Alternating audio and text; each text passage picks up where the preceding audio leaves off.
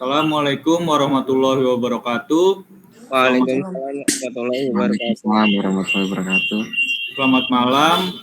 Kami dari kelompok 1 ingin mempresentasikan tentang impuls dan hukum kekekalan momentum. Dan saya sendiri, Herlambang Bima Prasetya,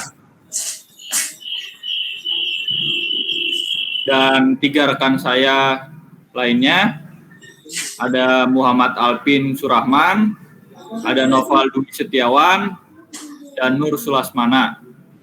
Untuk 2 rekan saya, Sigit Cahyo Putro dan Jirli Sabila Rosyad, mohon maaf Pak, untuk meet ini dia berhalangan hadir karena sedang bekerja kena shift 2. Jadi kita lanjutkan saja, kelompoknya hanya berempat.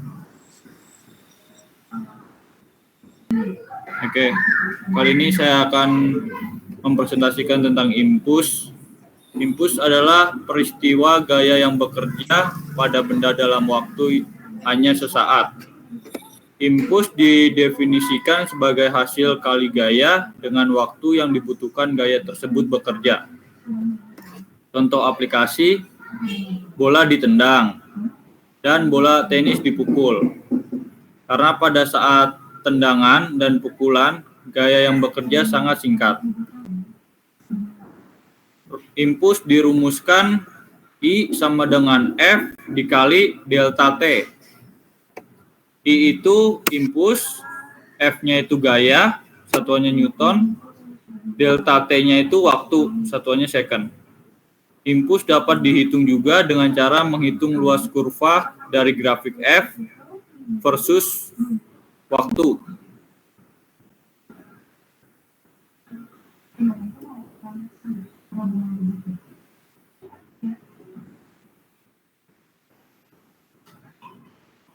Ya, ini contoh soal impuls. Sebuah bola ditendang dengan gaya sebesar 48 Newton dalam waktu 0,8 second. Berapakah besar impuls pada saat kaki menyentuh bola? Jawabannya, diketahui F-nya itu 48 Newton. Delta T-nya itu 0,8 second. Yang ditanyakan adalah I, impuls. Jadi, jawabannya F dikali delta T 48 Newton dikali 0,8 second sama dengan 38,4 Newton per second. Oke, selanjutnya dijelaskan oleh teman saya. Silakan Saudara Noval. Selanjutnya, impuls sama dengan perubahan momentum. Menurut hukum kedua Newton, F sama dengan M titik A. Dengan substitusi kedua persamaan tersebut, maka diperoleh keterangan M sama dengan massa kilogram, V1 sama dengan kecepatan awal meter M per S, V2 sama dengan kecepatan akhir M per S. I sama dengan F delta T sama dengan M titik V2 dikurang M titik V1. Contoh soal. Sebuah benda diam yang memiliki massa 500 gram setelah mendapat gaya kecepatan 25 M per S. Berapa besar impuls tersebut? Jawabnya diketahui M sama dengan 500 gram per 0,5 kg. V2-nya 25 M per S, V1-nya sama dengan 0 M per S. I sama dengan M titik V2, M titik V1 sama dengan 0,5 titik 25 dikurang 0,5 titik 0 sama dengan 100 sama dengan 12,5 Newton per second. Hukum kekekalan momentum.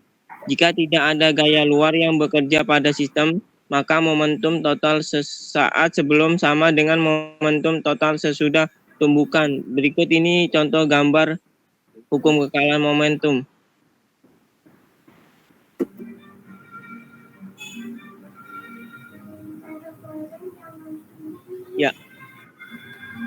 Selanjutnya dilanjutkan oleh Saudara Apin.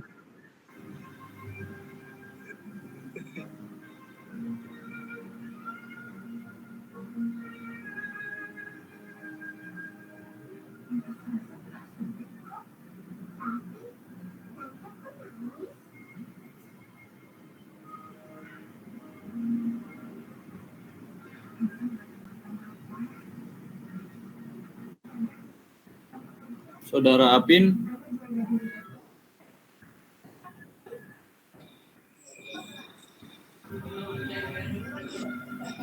Penurunan rumus secara umum dapat dilakukan dengan meninjau gaya interaksi saat terjadi tumbukan berdasarkan hukum Newton 2. F aksi sama dengan minus F reaksi. F1 sama dengan minus F2. Impuls yang terjadi selama interval waktu delta T adalah F1 delta T sama dengan minus F2 delta T. Kita ketahui bahwa I sama dengan F delta T sama dengan delta P. Maka persamaannya menjadi seperti berikut. Delta P1 sama dengan minus delta P2. M1 V1 minus M1 V aksen 1 sama dengan minus M2 V2 kurang M2 V aksen 2. M1 V1 ditambah M2 V2 sama dengan M1 V aksen 1 ditambah M2 V aksen 2. P1 tambah P2 sama dengan P1 ditambah P2. Jumlah momentum awal, jumlah momentum akhir. Keterangan. P1 P2 momentum benda 1 dan 2 sebelum tumbukan. P1 P2 momentum benda 1 dan 2 sesudah makanan. M1 M2 massa benda 1 dan 2. V1 V2 kecepatan benda 1 dan 2 sebelum tumbukan. V1 V2 kecepatan benda 1 dan 2 sesudah tumbukan. Next. Saat peluru ditembakkan ke kanan dengan alat jarak jauh seperti remote, senapan akan tertolak ke kiri. Kecepatan yang diterima oleh pistol ini berasal dari gaya reaksi peluru pada pistol. Hukum Newton 3. Mula-mula sistem roket diam, sehingga momentum 0. Sesudah gas menyembur keluar dari ekor roket, momentum sistem tetap, artinya momentum sebelum dan sesudah gas keluar sama.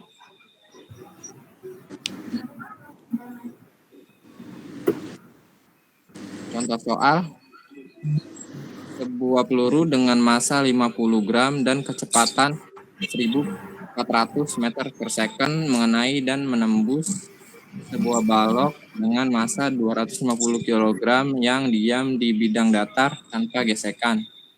Jika kecepatan peluru setelah menembus balok 400 meter per second, maka hitunglah kecepatan balok setelah tertembus peluru. Jawab. Diketahui M1 sama dengan 50 gram diubah menjadi kilogram 0,05. V1 sama dengan 1400 meter per second, V2 0. V1 400 meter per second, V2 yang ditanya. M1 V1 ditambah M2 dikali V2 sama dengan M1 dikali V1 ditambah M2 dikali V2. 0,05 dikali 1400 ditambah 250 dikali 0. Sama dengan 0,05 dikali 400 ditambah 250 dikali V2. 70 sama dengan 20 ditambah 250 V2 dikali V2. V2 sama dengan 70 dikurang 20 dibagi 250. V2 sama dengan 0,2 meter per second. Mungkin Dua, saudara Nur bisa nomor 2. Ya udah, baik, saya akan lanjutkan. Contoh kedua, ada bola A bermasa 600 gram dalam keadaan diam. Ditumbuk oleh bola B bermasa 400 gram yang bergerak dengan laju 10 meter per sekon. Setelah tumbukan, kelajuan bola B menjadi 5 meter per sekon, searah dengan arah bola semula. Tentukan kelajuan bola A. Kelajuan bola A yang dicari di sini V1. Maka yang diketahui M1-nya itu 600 gram. 600 gram harus dijadikan kilogram, jadi 0,6 kilogram. M1, M2, kemudian 400 gram dijadikan kilogram karena rumusnya kilogram. Jadi 0,4. Kemudian ada V1, V1-nya 0. Karena keadaan diam pertamanya. V2-nya 10 meter per sekon, V2-nya 5 meter per sekon. Yang ditanyakan V1. Rumus yang dipakai pada soal ini M1 dikali V1 ditambah M2 dikali V2 sama dengan M1 dikali V1 dikali M2 dikali V2. Ini persamaannya. Dimasukkan aja rumusnya jadi 0,6 dikali 0 ditambah 0,4 dikali 10 sama dengan 0,6 V1 karena V1 yang dicari ditambah 0,4 dikali 5.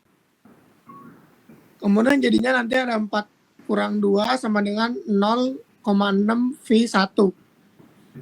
4 kurang 2 itu hasilnya 2. Jadi nanti 2 per 0,6 hasilnya ada di 3,3. Oke, sekian saja presentasi dari kelompok 1. Kurang lebihnya mohon maaf. Wassalamualaikum warahmatullahi wabarakatuh. Waalaikumsalam warahmatullahi wabarakatuh. wabarakatuh.